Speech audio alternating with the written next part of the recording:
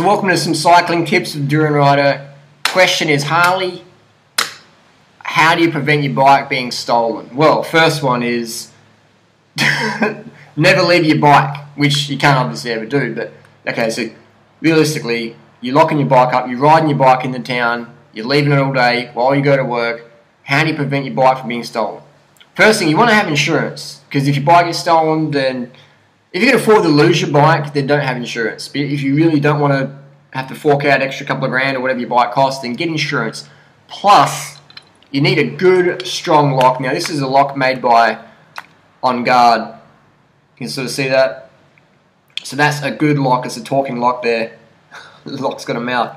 This is the Pitbull, so it's a strong fucker. This is as good as a Kryptonite New York lock. And it's a lot cheaper, but the Kryptonite New York lock's fantastic lock, or the On Guard Pitbull, or the On Guard Brute. And there's some other good locks out there like Abus.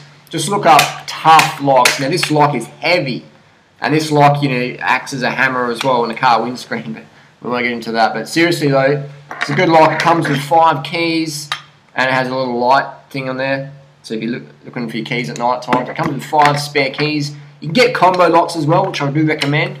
I do not recommend the fucking iPod lock. You see people using cables to lock up their bike. I'm sorry, if you use a cable to lock up your bike, that's like saying to a bike thief, hey, come and steal my bike. I've got too much money and I'm trying to save money on security, but you can just have my $2,000 bike, so just cut it with a pair of bolt cutters in the tennis bag and see you go. So you want to have a D-lock. Cable locks do nothing to protect your bike against a good thief. You can just cut through them with some snippers. So the cable lock might look like an iPod thing. It might look like a 1-inch cable. They cut through. Hacksaw, zzz, 10 seconds done. You need a strong lock. If someone wants your bike, they'll get your bike. So that's where insurance is the best plan. But to save 99% of bike theft, invest in a good D-lock. Now, where do you want to lock your bike up? So that's called the seat tube there. That's what you want to lock your bike around, the seat tube, and take your front wheel to work with you, or take your front wheel off and lock it at the back.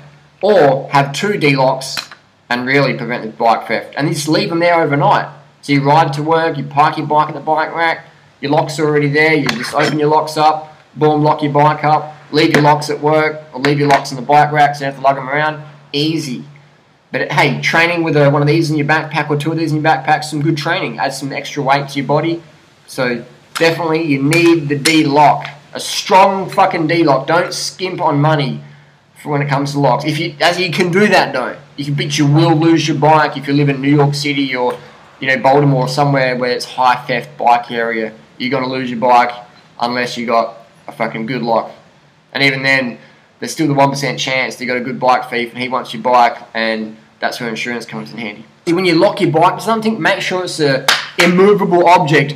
Don't lock your bike to a pole which can be pulled out of the ground. Lock it to a proper bike rack, something strong that can't be pulled out of the ground or kicked over. So thanks for watching. Post your favourite lock down below, and we'll see you soon. See you on the road.